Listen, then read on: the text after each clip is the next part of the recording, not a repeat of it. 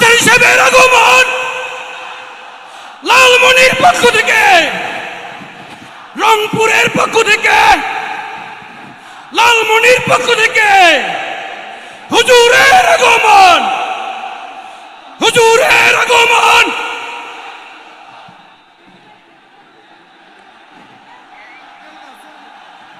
নারায়ে তাকবীর, নারায়ে তাকবীর।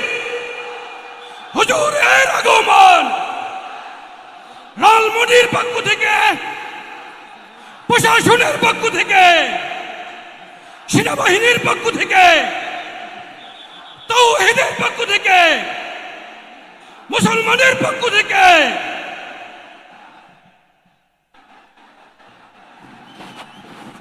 যে সম্মানিত উপস্থিতি তাওহীদি মুসলিম জনতা, আজকের এই ঐতিহাসিক তাফসিরুল কোরআন মাহফিলের প্রধান তাফসির কারক, বিশ্ববিখ্যাত ইসলামিক স্কলার জনাব ডক্টর মিজানুর রহমান আজহারী ইতিমধ্যে এই মঞ্চে অবস্থান করেছে।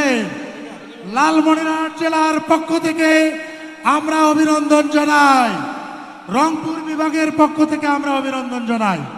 ইতিমধ্যে আজকের এই তাফসিরুল কোরআন মাহফিলের সম্মানীয় প্রধান অতিথি, রংপুর বিভাগের সাংগঠনিক সম্পাদক বিএনপি, জেলা বিএনপির সম্মানিত সভাপতি আমার শ্রদ্ধাভাজন স্যার অধ্যক্ষ আসাদুল হাবিব দুলু মহোদয় উপস্থিত হয়েছেন। এই পর্যায়ে সংক্ষিপ্ত আকারে কথা বলার জন্য অনুরোধ করছি আজকের প্রোগ্রামের সম্মানিত প্রধান অতিথি জনাব অধ্যক্ষ আসাদুল হাবিব দুলু স্যারকে।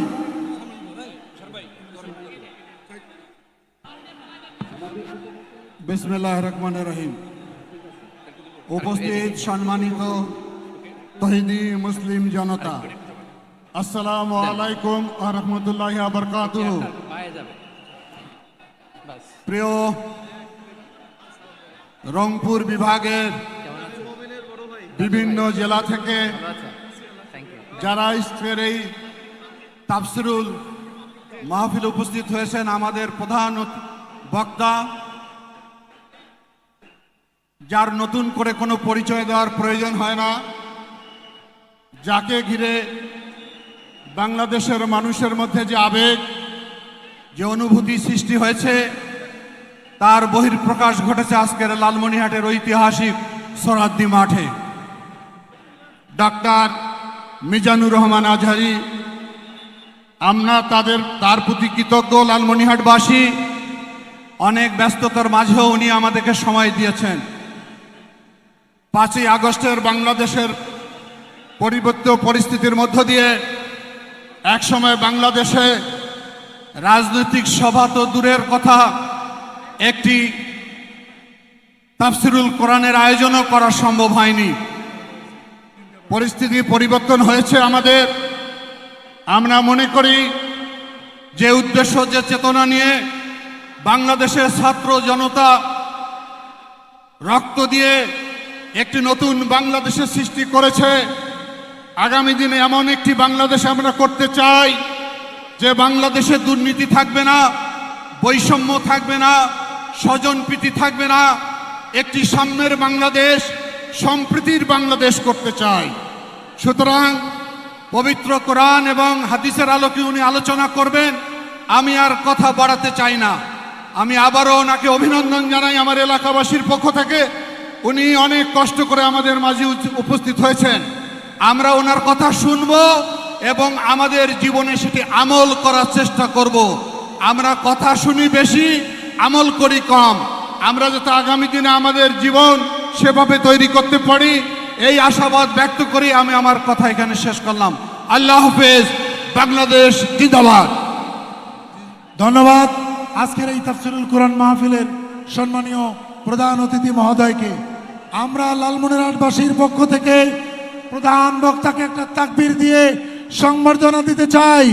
লিল্লাহে তাকবীর, নারায়ে তাকবীর, নারায়ে তাকবীর। আল কোরআনের আলো, আল হাদিসের আলো, আজহারী ভাইয়ের আগমন। লালমনিরহাটের পক্ষ থেকে রংপুরের পক্ষ থেকে, আলেম ওলামার পক্ষ থেকে, প্রশাসনের পক্ষ থেকে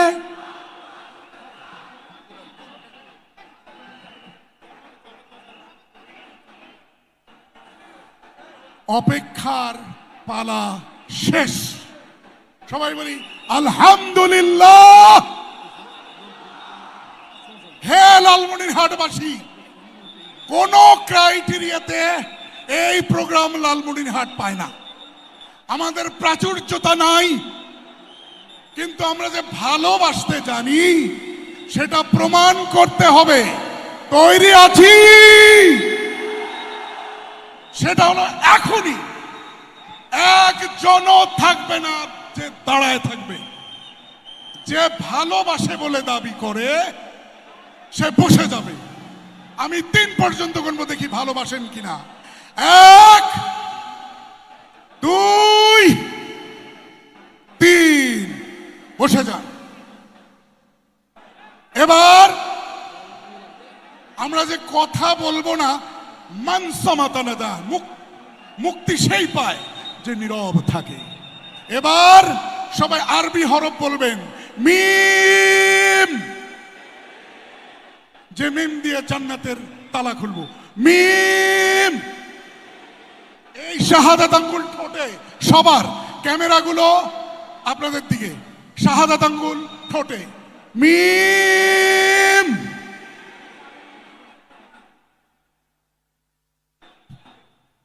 মিম। ঠোঁট খুলবে না, ঠোঁট বন্ধ, ঠোঁট বন্ধ। আমরা ওই সিলেটের মতো বদদোয়া নিতে চাই না। আমরা কি চাই? তাহলে চুপ থাকতে হবে, কেউ কাউকে চুপ বলবে না, সবাই চুপ, প্রত্যেকেই ভলান্টিয়ার। রাজি আছি? এবার শেষবার মিম বলে শেষ করব। মিম। বাংলাদেশের কৃতিত্ব, বাংলাদেশের সম্পদ, দল মত নির্বিশেষে সকলের সম্পদ মিজানুর রহমান আজহারী। প্রিয় ভাই, আপনাকে আমরা অনেক প্রাচুর্যপূর্ণ আয়োজন করতে পারিনি, কারণ আমরা উত্তরবঙ্গের মঙ্গা এলাকার মানুষ। কিন্তু আমরা কথা দিচ্ছি, আমরা আপনাকে ভালোবাসবো শৃঙ্খলার মধ্য দিয়ে। ঠিক না বেঠিক? কোরআনে কারিম থেকে তাফসীর করার জন্য পেশ করছি এশিয়ার সর্বশ্রেষ্ঠ Islamic scholar doctor Mizanur Rahman হাফিজাহুল্লাহ, বারাকাল্লাহ, হায়াকাল্লাহ। অনুরোধ করছি তাফসীর পেশ করার জন্য। চুপ।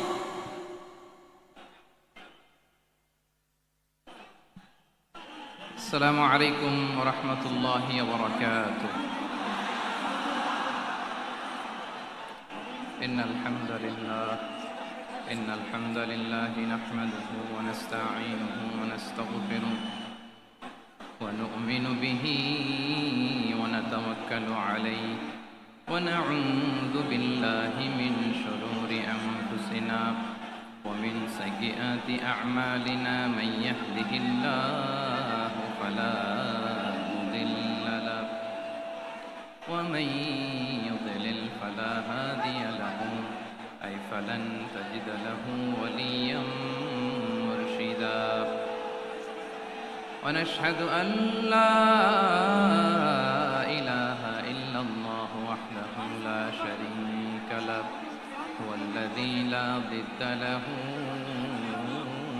ولا ند له، لا مثل له ولا مثيل له، ولا وزير له ولا كفيل له، لا شبه له ولا شبيه له، لا ولد له ولا والد له، وهو الواحد الفرد الصمد، لم يلد ولم يولد ولم يكن له كفوا أحد. ونشهد أن سيدنا ونبينا وحبيبنا وبشيرنا ونذيرنا وطبيبنا وطبيب قلوبنا وحبيبنا وحبيب ربنا محمدا عبد الله ورسوله